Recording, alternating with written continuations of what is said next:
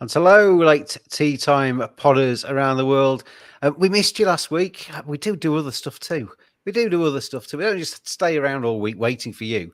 So we were busy last week. Apologies for that, but we are back ahead of the golf this week. It's James as always, and joined by golf guru and betting expert Dave Tindall. Dave, how are you? Hello. Yeah, good. Thanks. Yeah, we just got a bit hectic, didn't it, last week? But we found a slot this time. A little bit earlier than usual on a Wednesday, but not affected anything. We're actually back in almost our usual slot, aren't we? We're kind of, whenever I say to people what the Late Tea Time podcast is, I always say, kind of do it on a Wednesday. We haven't done so much recently. We've done it on Thursdays. We've done it on Sundays even, but we're back in our almost regular slot of a Wednesday and looking forward this time to the European Open and the Canadian Open, DT. Should we start with the European? Yes, why not? So we'll bring up the European 2024, and we have got the prices there at the kind of top end of the markets. Rasmus Højgaard 22-1, Tom McKibben is 22, Jordan Smith 25, Richard Mansell 28, and the rest are bigger. This got there's quite a few names in this one I'm not too familiar with, DT. Yeah, which one specifically as they scroll across? I've kind of heard of most of them, but don't know much about most of them. Yeah, well, I guess if you look at the betting, it's wide open, isn't it? I think, there's no Rory McIlroy in the field. There's no mega big gun, so it is quite open. And I think we have got to weigh in this week because one of the names I do know quite a bit about is Tristan Lawrence, and he's he's 45-1. He's quite low down the leaderboard. There you go. You should back him if you think he's. He did stand out anyway. Yeah, if you equate fame with price, then it could be a good bet. Well, in this modern world, Dave, Tindall, fame's all that matters. It's the only currency that goes around, isn't it? There you go. So I think the main thing about this course in Hamburg, Germany, is that it's massive. It's super long, Green Eagle. It's ridiculous, about 7,800 yards plus. It's just crazy long.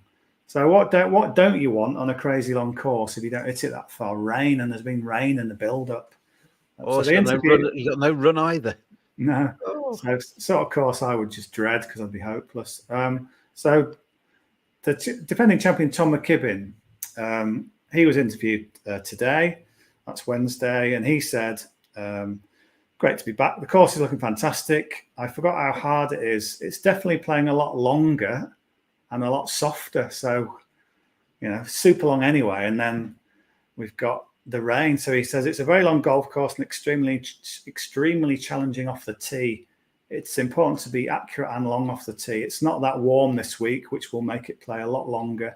And driving the ball will be a huge factor. So basically, you've got to absolutely smash it, I think, to have a bit of a chance here. So it's an obvious thing to do is to look to the DP World Tour's driving distance stats to see who might be playing, who's high up lows, because I think you've got to be massively long, really. Otherwise, you're going to put so much pressure on the rest of your game. So I've picked out a couple, and they're quite big prices of the kind of long, big guns, long hitters, the bombers of the European DP World Tour. So the first one I've got is Alejandro Del Rey. Always a good name. In relation to Lana? Well, possibly, yeah. I don't think that's her real name, though, is it? Maybe it's not Alejandro Del Rey's real name either. Maybe call it Alex Smith or something. But he's second in driving distance this season, hitting it an average of 330 yards. So that's pretty impressive. That's huge. It's mad, isn't it? So he was 39th on his only start here, which is not too bad.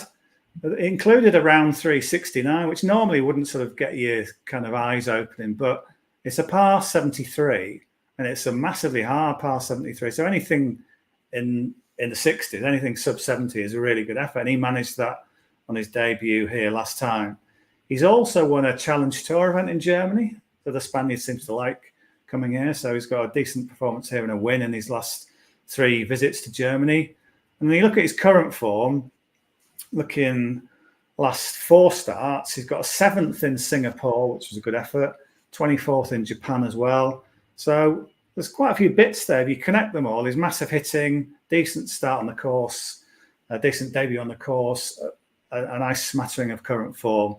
I thought he was worth a bet because I do think so many players will just be, thrown off by the combination of the long course already and it playing soft. It's just like, wow, how long do you want it to get? So I think Alejandro Del Rey might just be rubbing his hands and thinking, this plays into my hands that I'm now rubbing. And yeah, I thought it was a good bet. He's rubbing his hands. How's he going to hold the club? He's 60-1, DT. Yes, 60-1. Yeah, I'm happy with that. So what are we getting there each way? 6 places? Six places, yeah. 60-1, 6 places. About 3 or 4 bookies offering that. So Alejandro, go for it. Yeah. And then the second player. No regards to your sister. Yeah, big fan of her music. The second bet is a local German, actually, Freddie Schott, which sounds like he's sort of been made up, doesn't it? It's nominative determinism, that, isn't it? Absolutely, yeah. Freddie Schott. It's not really the Japanese players who sort of have names, or the Koreans, like Birdie Kim and stuff like that. But should be Bernie Driver, Freddie Schott, Tommy Putt, Alfred Bunker. But yeah, Freddie Schott, local German. But the main thing really is that he's 9th for driving distance this season, so another of the longest hitters in the field. He should be a good fit for the course based on that. And he actually showed it last year when he was 14th. Really good effort that, because he's a player a long way down the world rankings. But he came in last year, was 14th, seemed to play well in front of his home German crowd. He'd also made the cut in 2022, which is good. Then you look at his current form, it's a bit hit and miss, but there's some good stuff in there. So his last 6 starts, he's got a couple of 11ths and a 16th. So he's only been a shot or 2 out of the places. And now on this course that will just separate so many of the field, so many just can't win here.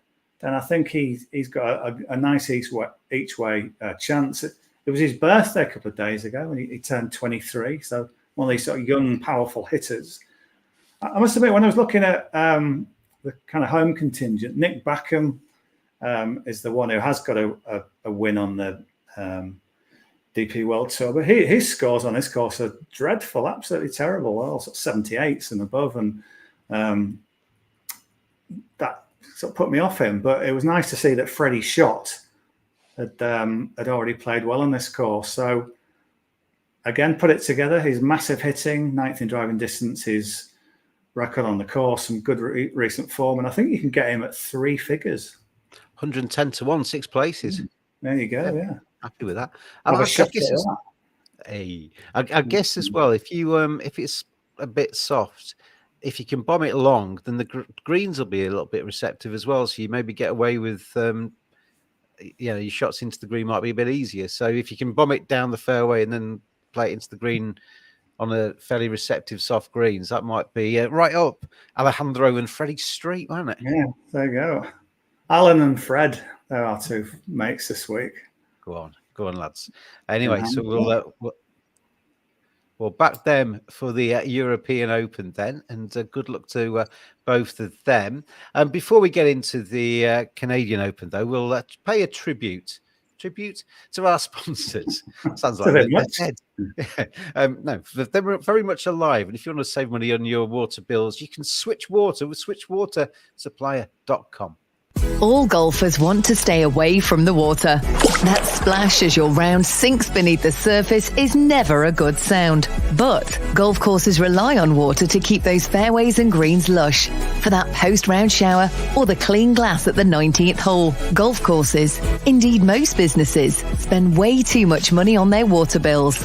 Switch Water Supplier can cut your water costs and help your business save money.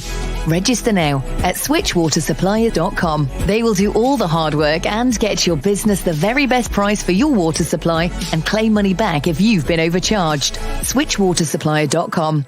Switching made simple.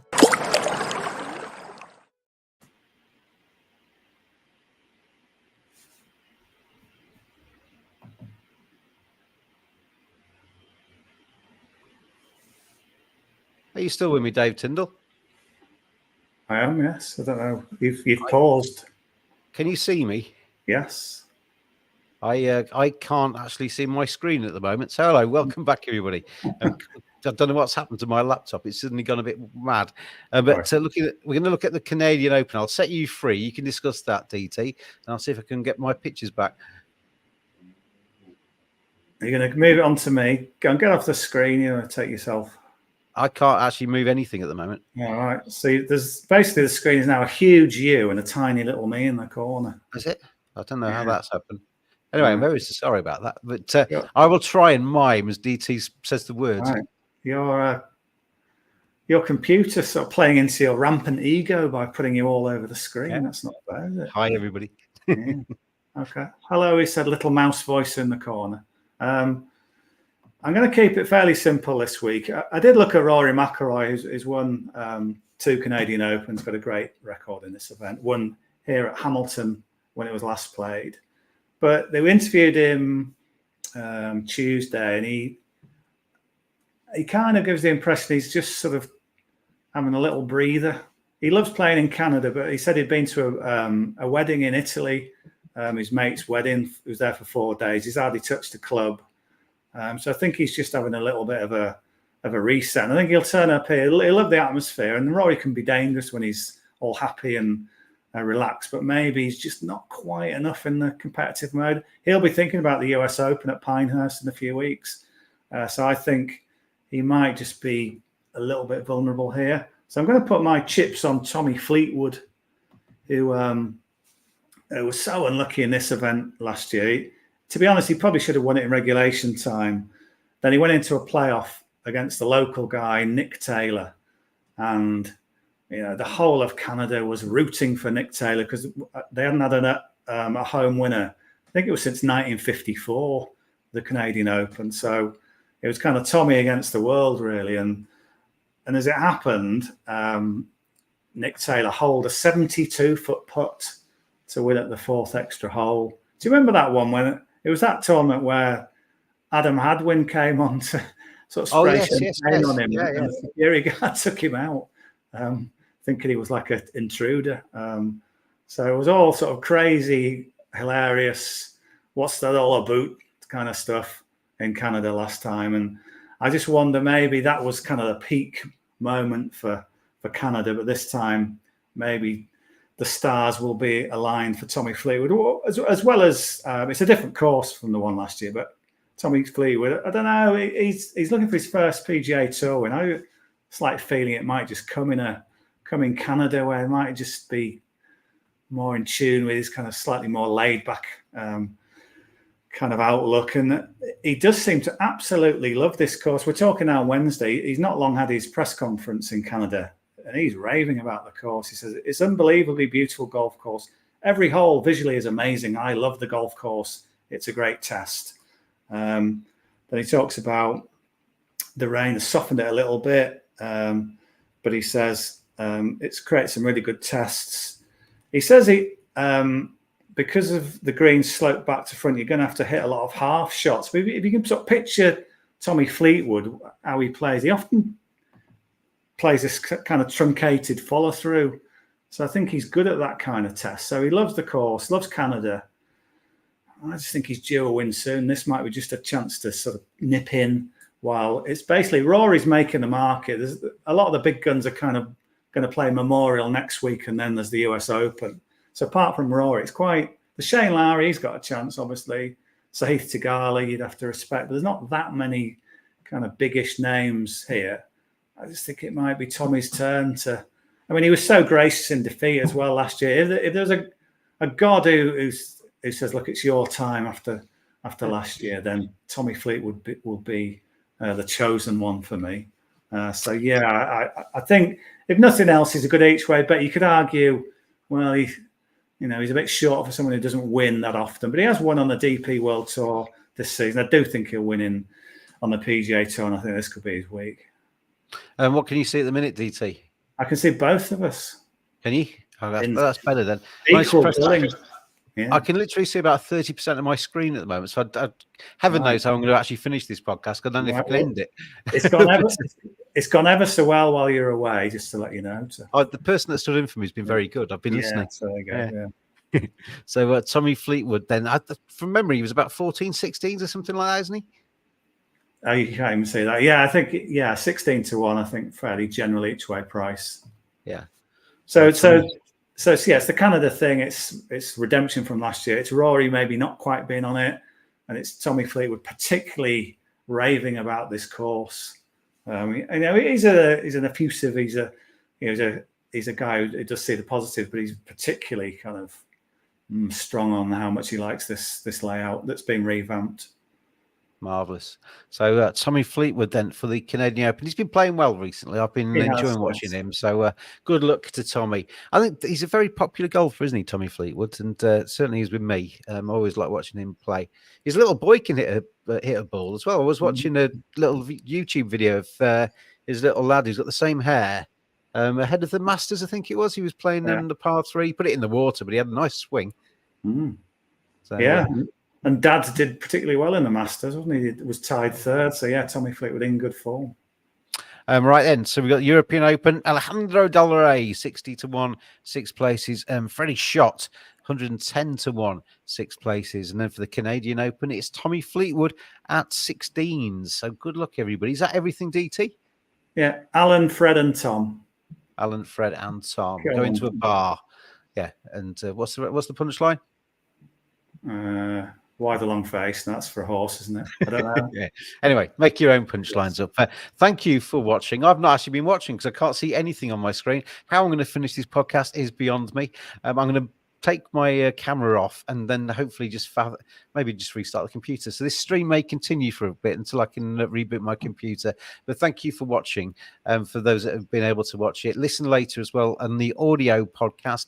This has been a sports broadcast media production. It's not their fault. It's my laptop's fault. The thing's been an absolute mess today. But DT has rescued it with his wonderful golfing tips. And thank you very much, Dave Tindall. Cheers, James. Yes, all the best. Hope you get that sorted. You wouldn't know. You're on screen as you always are. Yeah. Hi. So you can't see me doing rude hand gestures to you, can you?